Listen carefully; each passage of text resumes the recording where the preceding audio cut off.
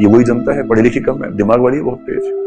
ये गलतफहमी इंदिरा जी को हो गई थी 1977 में कि जनता मुझे ही वोट देगी।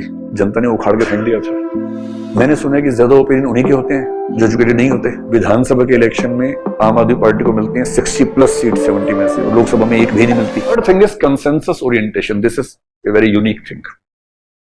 ये हमारी कॉन्स्टिट्यूएंट असेंबली में हुआ था और हर जगह होना चाहिए, बेसिकली होना चाहिए। डेमोक्रेसी का सबसे खराब साइड इफेक्ट क्या होता है, specially when you talk about the democracy at panchayati raj level और may be urban local bodies. MP की जिंदगी उतनी खराब नहीं होती, एमएलए की लाइफ उतनी खराब नहीं होती है, लेकिन जो पंचायती राज वाले हैं उनकी हालत बड़ी खराब रहती है। क्यों? होता क्या है कि उस गांव में मान लीजिए 1000 लोग रहते हैं, उन हजारों में मिलके एक को बनाना है सरपंच। सरपंच का मतलब बेसिक जैसे सर पे पंच पड़ेंगे बार बार, वो होता सरपंच। हाँ, यही ऐसे बनाया वाला वर्ड सरपंच ऐसे। अब क्या है कि इन 1000 में से 400 लोग एक साइड में हैं, 600 एक साइड में हैं, on the basis of caste, religion, language, whatever, ethnic distribution है। इस आदमी ने इन 600 को ठीक से कन्विंस कर लिया, इन सबको पैसा वैसा शराब वराब सब करवा दिया और धर्म का कार्ड भी खेल दिया। हम सब एक धर्म, एक खून, एक जात, एक ये एक वो। ये सब बोले हाँ, एक वो एक वो एक वो, लेकिन बोतल कहाँ है? कह रहा बोतल भी दूंगा, पहले धर्म तो बोलो। हाँ, हम सब एक धर्म एक जात, हाँ लो बोतल भी लो, एक धर्म एक जात। और सबने बोतल पी के बोला हाँ, अब हम एक धर्म एक जात ठीक से हुए। इसके पहले भी थे लेकिन उतनी फीलिंग नहीं आ रही थी। अब now we are feeling that we are one. और 600 के 600 लोगों ने वोट डाल दिया भाई साहब के फेवर में। ये 400 बोलते रहे कि नहीं ये ठीक नहीं है, ऐसे नहीं, ऐसे माहौल खराब होता नहीं। अभी जीत गया है गांव, रहते सब साथ साथ हैं।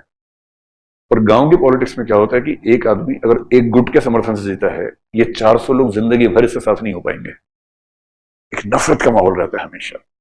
आप में से जो लोग गांव से रहे आपको अंदाजा होगा इस चीज का। एक अजीब नफरत रहती है, जबकि इलेक्शन के बाद खत्म हो जानी चाहिए, इलेक्शन के बाद और खतरनाक हो जाती है।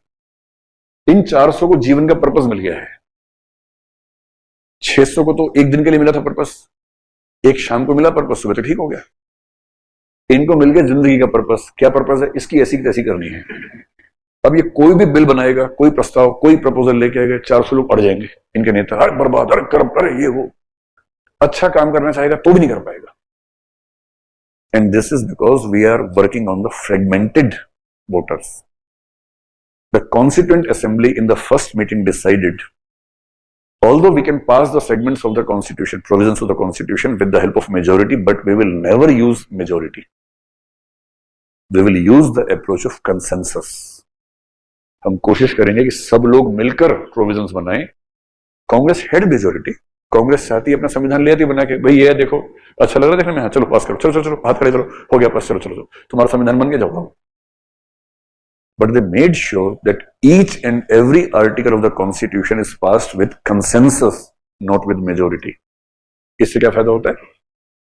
Even the minorities have a feeling that we have been considered, our opinion has been considered while making the rules and regulations. And they don't have a sense of hate, they don't have a sense of alienation from the constitution or from the process of the constitution making. इसलिए good governance का एक मतलब ये है कि सरकार जब कोई पॉलिसी बनाती है, does it attempt to bring everyone into one umbrella, और it works only on the basis of majority and doesn't care about the minority. So it's not necessary to have consensus, but the efforts of the government should be towards consensus orientation. The orientation has to be there. It is fine. In any country, there will be no consensus on any issue. Some people will always reject it. Some people will always have disputes. But at least the government had taken adequate efforts to create a consensus. This is to be seen, and this is a parameter of the World Bank. Yes.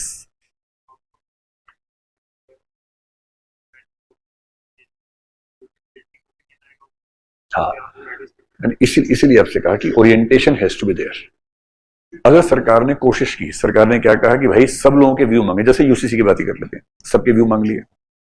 सीधी सी बात है, कई लोग खिलाफ बोलेंगे, tribal society की तरफ से, मुस्लिम society के कई लोग उसके खिलाफ बोलेंगे, बहुत लोग समर्थन करेंगे इसका. ठीक. Now the next step should be जिन लोगों ने उसके अगेंस्ट बोला, रीजंस दिए, टू एड्रेस दोस रीजंस, उनमें से जिन रीजंस में गलत फहमी है उसको दूर करना, गलत फहमी को अवेयरनेस स्प्रेड करना कि this is not going to happen, don't worry. और केवल उन चीजों को दूर करना जो सीधे सीधे सिटीजन्स के राइट्स को हैम्पर करती हैं।